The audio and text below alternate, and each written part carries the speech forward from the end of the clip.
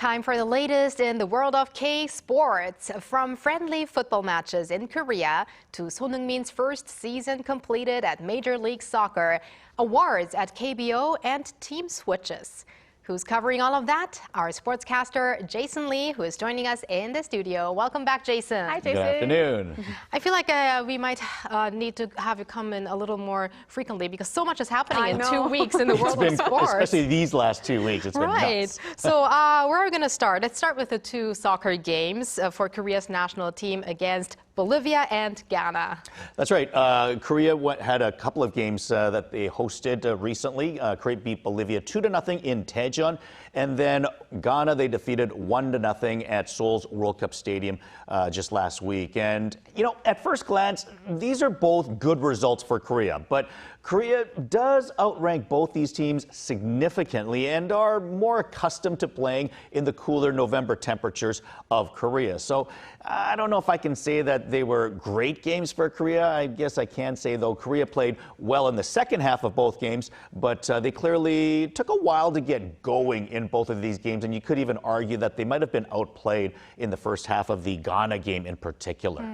If I remember correctly, Jason, didn't you say that you were going to watch the Ghana games at the I was stadium? there, actually. Yeah, I went there with my dad. So as you were there watching the game up close, did you feel like there were any players that stood out also in the Bolivia game? Yeah, in particular, I thought the usual suspects, I think, were very good for Korea. But, you know, let's start with Jo Gu-sung in particular, who made his return to the national team after a year-and-a-half absence. He scored a really nice goal against Bolivia, shielding off a defender and then poking the ball past the keeper. You know, it wasn't really a pretty goal, I would say, but when you watch it over, he really did all the things that he needed to do in order to score that goal. So I thought he played well in the small opportunity that he was given. As mentioned, the usual suspects, Lee Gang-in, Sonheungmin, they played well. Lee Gang-in, once again, a nice long pass that resulted in a goal. That's been his signature. Speaking of signatures, Sonheungmin with a beautiful free kick goal from just outside the penalty box on the left side, which is becoming his signature office, I think you could say. But one other player that I did want to mention is Hwang Hee-chan. He's been a bit of an enigma for Korea the past decade. You know, he shows flashes of greatness and then he disappears for a while. But I thought he brought a lot of energy to the offense once again after he subbed in against Ghana in particular in the second half. And he actually earned a penalty shot. He would actually miss that shot. But the reason I bring him up in particular is, as mentioned, he shows a lot of potential, and he could be really great. And I really think Korea needs him to play well next summer if Korea is going to have a successful World Cup. We know what we're getting with Lee Gang-in and Sonheungmin and Lee Jae-sung and Jo Hyun-woo, Kim Min-jae. But I think if we can have the best version of Hwang Hee-chan show up next summer, I think it would be an extra boost to what they already have. And I think his play last week shows flashes of that potential. So we'll hope that he is able to continue this into next summer as well. And I do want to mention quickly, earlier today, Korea was confirmed to be in pot number 2 for the World Cup draw. So there's going to be 4 pots, each with 12 teams for the 48 teams in the World Cup next summer. And Korea is in the second group. So basically the teams rank from 13 to 24 for argument's sake. It's a little bit different than that. But basically, they're going to have one team that is ranked higher than them, and they should have 2 teams that are ranked lower than them in their group, all things being equal. Not too bad. Yeah, it's I think the first time that Korea's been in pot 2. They're usually in pot 3 or 4 in terms of seeding. They were in pot 1 for the 2002 World Cup when they helped host. So, you know, they had an advantage in that particular World Cup, but this is going to be the highest that they've been ranked. Nice. So this is, you know, a very good sign going in. That's Great. amazing, yes. And speaking of soccer, 손흥민 actually had a super busy week with the matches with national team, and he also had games with LAFC in the MLS quarterfinals. So how did you see that matches? That's right. The playoffs underway in MLS. LAFC played in Vancouver this past weekend. And oh boy, what a game that it was. Vancouver jumped out to an early 2-0 lead. And then in the second half, I mean, it was the Sonheung-min show with a goal in the 59th minute. And then again, like I mentioned, his signature free kick from just outside the box on the left wing with just 4 minutes into injury time to tie the game, some late game heroics. Unfortunately, it wasn't a happy ending for Son and the team, however, as they would lose this one in shootouts. And Sonheung-min was actually the first shooter in the game. He would ring his shot off the right post and out.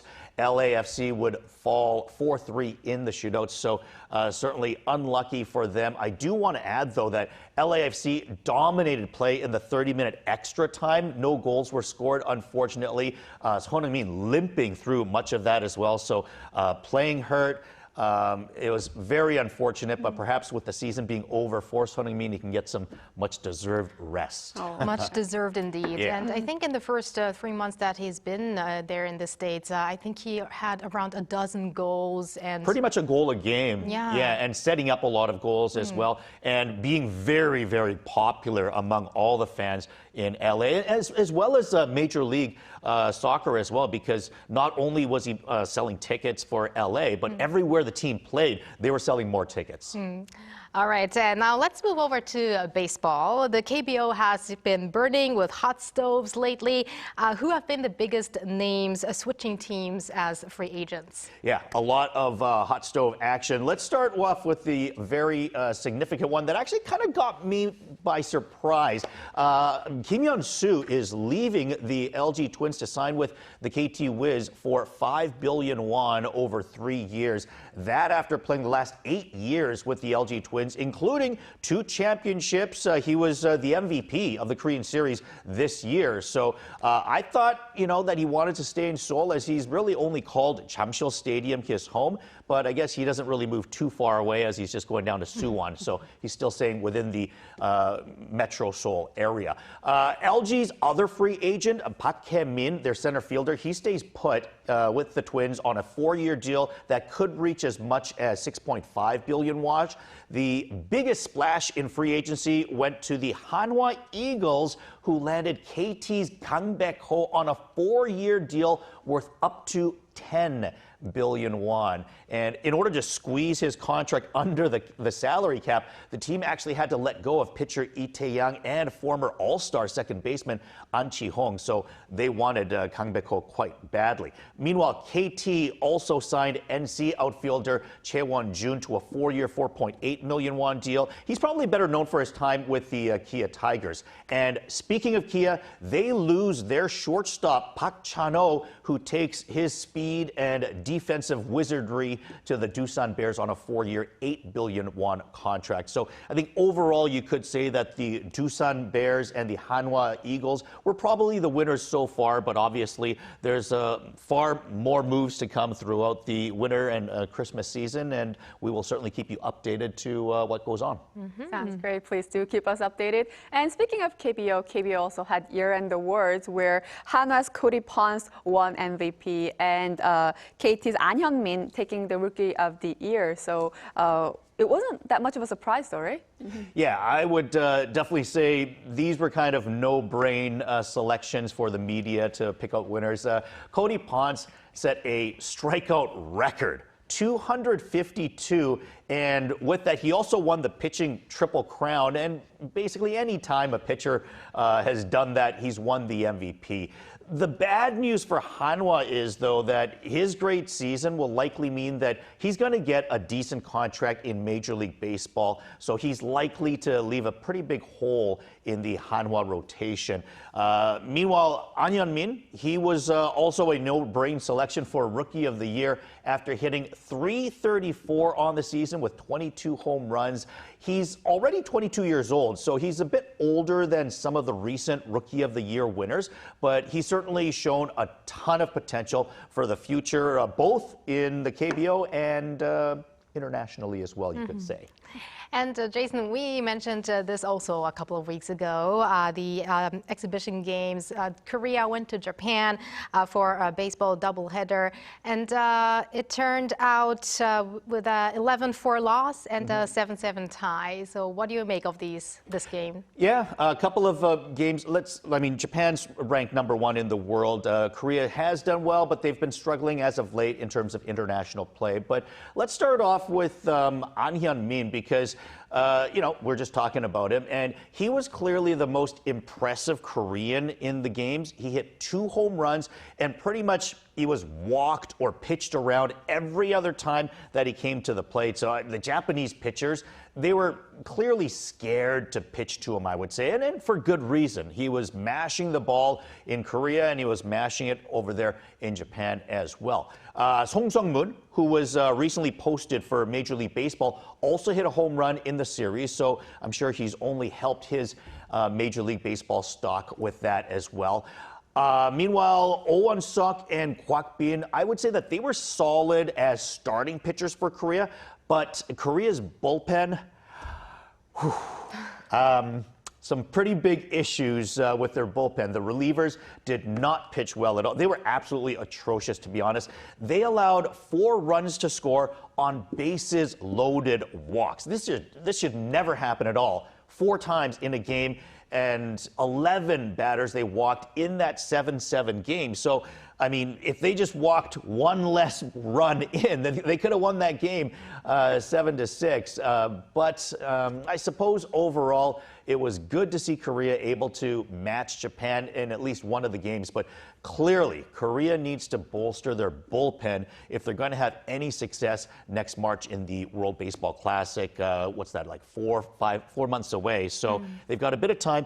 Do note that both Korea and Japan did not use all of their top players. Superstars, because, the Major League Baseball players on both sides, Korea and Japan, did not play. But not only that, Korea took pretty much just their younger players. So even some of the top KBO players were not invited. I think, they want to give the veterans some rest, and they want to give the younger players some opportunities. So I think when it comes to the actual World Baseball Classic come March, you'll see a slightly different roster, and probably in particular with the bullpen. Right, and I was going to say we were missing a few big superstars in these games, but the same goes for Japan. Absolutely. And speaking of Japan and superstar, Ohtani will be playing in the World Ball in the Classic. Yes, he has announced that he will be on the Japanese Classics, team. yes. So, what do you think are the chances for Korea? Is there something we should be extra getting prepared for? I think, obviously, Ohtani's going to be playing, as mentioned, and I'm curious to see how many of the other Koreans play, because I'm sure Kim Hae-sung, Kim Ha-sung, Lee Jung-hoo, who are all playing in Major League Baseball, will join the team come March. But